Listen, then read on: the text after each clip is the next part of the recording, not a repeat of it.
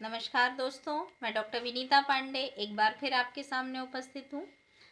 आज हम बात करने वाले हैं कि प्रायोगिक विज्ञान का जो प्रैक्टिकल नंबर 3 है, 2 पिन विधि द्वारा उत्तल लेंस की फोकस दूरी ज्ञात करना। उस पर हम बात कर रहे हैं कि आपके साइंस के प्रैक्टिकल में डीएलएड सेकेंड ईयर में आप किस प्रकार से इस प्रयोग को लिखते हैं और इसको किस प्रकार से आप सीखते हैं और समझते हैं। सबसे पहले हमें उद्देश्य लिखना होता है, जिसमें 2 पिन विधि द्वारा उत्तल लेंस की फोकस दूरी ज्ञात करना जो है वो हमारा इस प्रयोग का उद्देश्य होगा।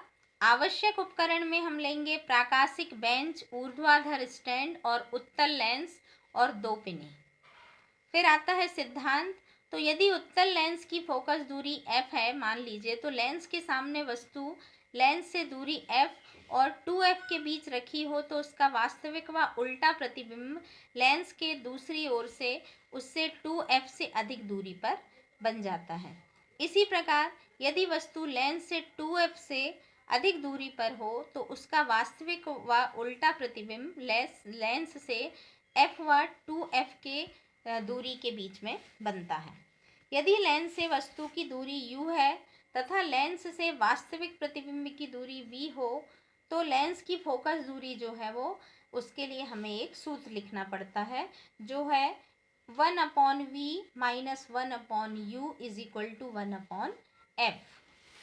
अब यहाँ पर चिन्ह पद्धति के अनुसार आपतित किरण की दिशा के विपरीत दिशा में नापी गई दूरी जो होती है वो u ऋणात्मक होती है। अब हम इसका सूत्र लगाते हैं कि F is equal to u v upon u plus v, जिसमें u बराबर होता है लेंस से वस्तु पिन की दूरी तथा v का अर्थ होता है लेंस से प्रतिबिंब पिन की दूरी। अब आता है विधि का नंबर। तो हमें विधि में लिखना है कि उत्तल लेंस तथा दोनों पिनों को अलग अलग ऊर्ध्वाधर स्टैंडों में लगाकर फिर उन्हें प्राकाशिक बेंच पर इस प्रकार रखा जाता है कि चित्र 6.1 की भांति एक पिन जो है वो लेंस के एक ओर हो तथा दूसरी पिन जो है वो लेंस के दूसरी ओर हो।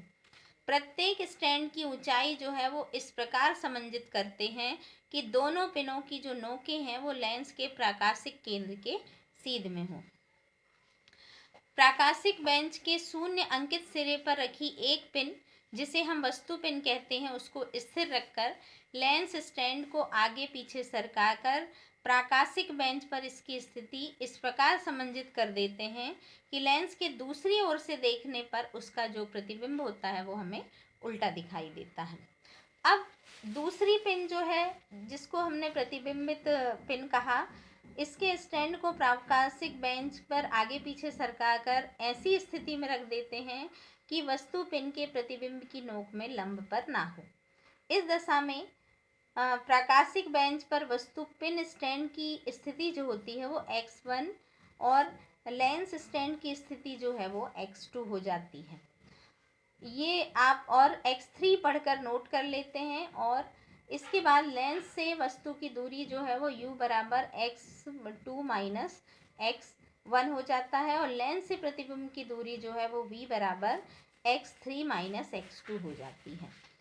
अब लेंस स्टैंड की स्थिति बदल बदल कर हम प्रत्येक बार 5-5 सेंटीमीटर बदलते हैं और पुनः प्रयोग को दोहराकर 4 अन्य प्रेक्षण कर लेते हैं, जिसमें प्रेक्षण में आपका वस्तु पिन की स्थिति 5.0, लेंस की स्थिति 25.0 और 5-5 बढ़ाते जाते हैं, 30, 35, 40, 45 ऐसा हो जाता है।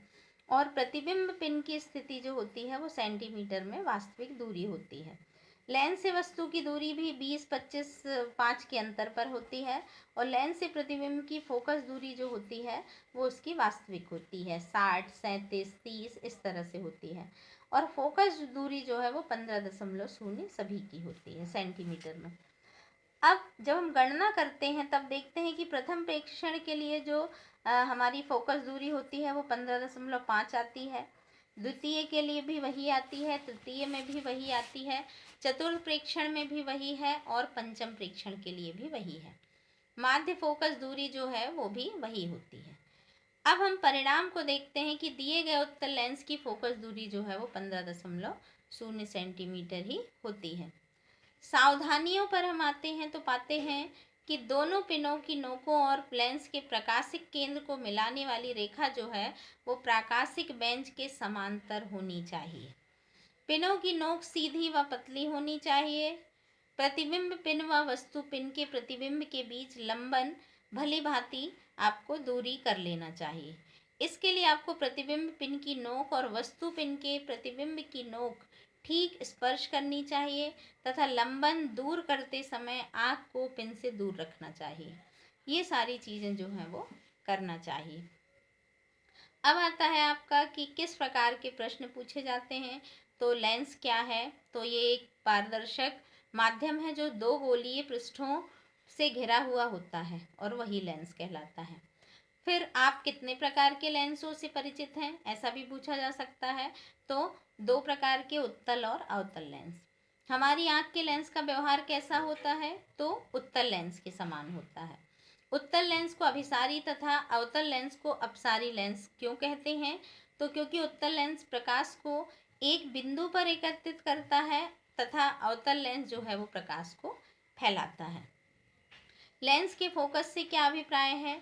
मुख्य अक्ष के समांतर आपतित प्रकाश की किरणें लेंस से अपवर्तित होकर मुख्य अक्ष के जिस बिंदु पर एकत्रित होती हैं या जिस बिंदु से आती प्रतीत होती हैं उस बिंदु को ही लेंस का फोकस कहते हैं। अब लेंस की फोकस दूरी क्या है? तो प्रकाशिक केंद्र से फोकस की दूरी जो है वो फोकस दूरी है। यदि उत्तल लेंस के फोकस पर वस्तु रखी हो तो उसका प्रतिबिंब कहाँ बनेगा? अनंत पर बनेगा। इस प्रकार के जो प्रश्न होते हैं वो आपसे परीक्षा में पूछे जाते हैं और आप उसको समझें, देखें और इसके बाद आप इस प्रयोग को अपनी कॉपी में लिखें और परीक्षा में बहुत अच्छे से पढ़ कर के जाएं और इसका जवाब दें। आज के लिए बस इतना ही। धन्यवाद।